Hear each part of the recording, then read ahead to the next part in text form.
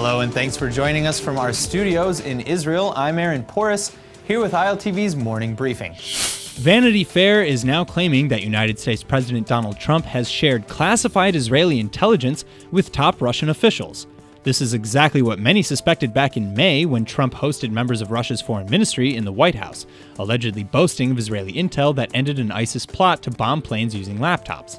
If this is true, it means Israeli intelligence cooperation has been massively compromised.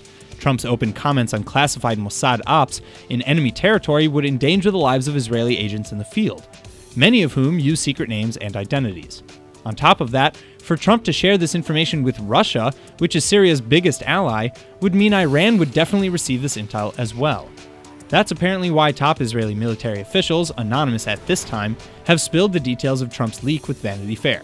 One is even quoted as saying, quote, "Trump betrayed us," end quote.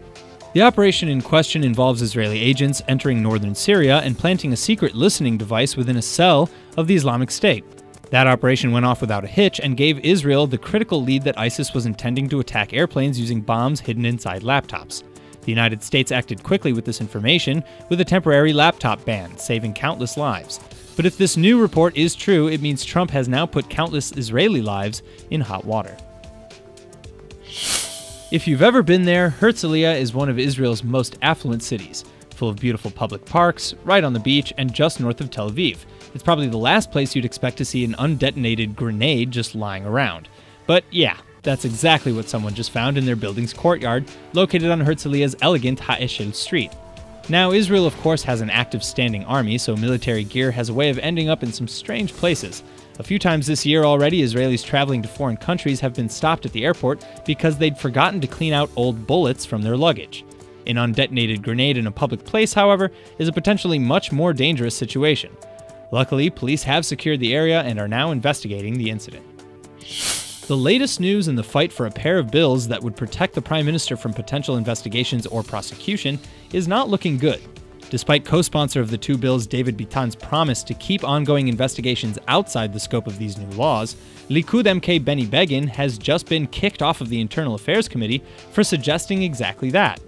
Now, Begin's position on the committee responsible for advancing these bills has been replaced by none other than Bitan himself, a clear conflict of interest in the eyes of the bill's critics, especially since the other co-sponsor of the bills, Likud MK David Amsalem, is already the head of the Internal Affairs Committee.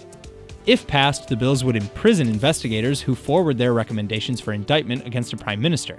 It would also target police officials who leak info to the press. The design of the draft legislation is reportedly to protect the Israeli leadership from undue scrutiny.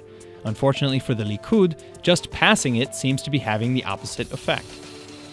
High school teachers across Israel have now again banded together under their union leadership today to go on strike against the low wages and teacher working conditions in the country. This is the third such strike in 2 weeks to hit the cities of Tel Aviv, Jerusalem, and Beersheba. The first demand made by the union seeks to increase starting wages for high school teachers from 6,400 shekels, or $1,820, to 8,000 shekels, or $2,275 minimum. The demands go on to list a comparable rise in wages for teachers with up to 7 years' experience and an extra 600 shekels monthly for teachers working 8 or more years. Strikes targeting other school districts such as Haifa, Aker, ASHDOD, and Eilat were also held yesterday. Reactions in the Knesset unfortunately have been divided, however.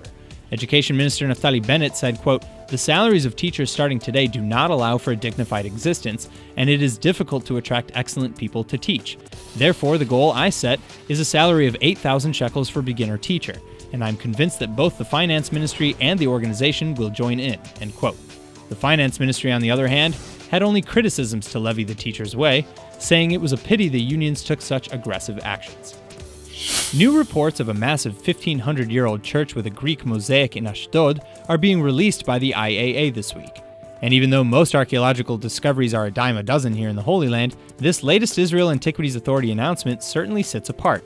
The inscription in the mosaic notes the year of the building's construction and sets it in the Georgian calendar, making this the first Georgian church or monastery ever found in the coast of Israel.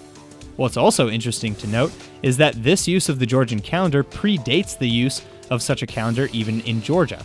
The inscription in question reads, quote, "By the grace of God, this work was done from the foundation under Procopius, our most saintly and most holy bishop, in the month Dios of the third indiction, year 292, end quote. According to Dr. Leah Disegni of the Hebrew University of Jerusalem, who first translated the text, the date lines up with about 539 CE on our modern calendars. For historians and archaeologists alike, this is now the first real evidence also of the famous Georgian prince and bishop Peter the Iberian's impact on the ancient city of ASHDOD Yam. Apparently, Peter came to the city to live just prior to his death. Structures like this one show what influences Peter brought with him. That's all for now. I'm Aaron Porras, and see you later with our main daily broadcast from Israel at 2 p.m. Eastern Time.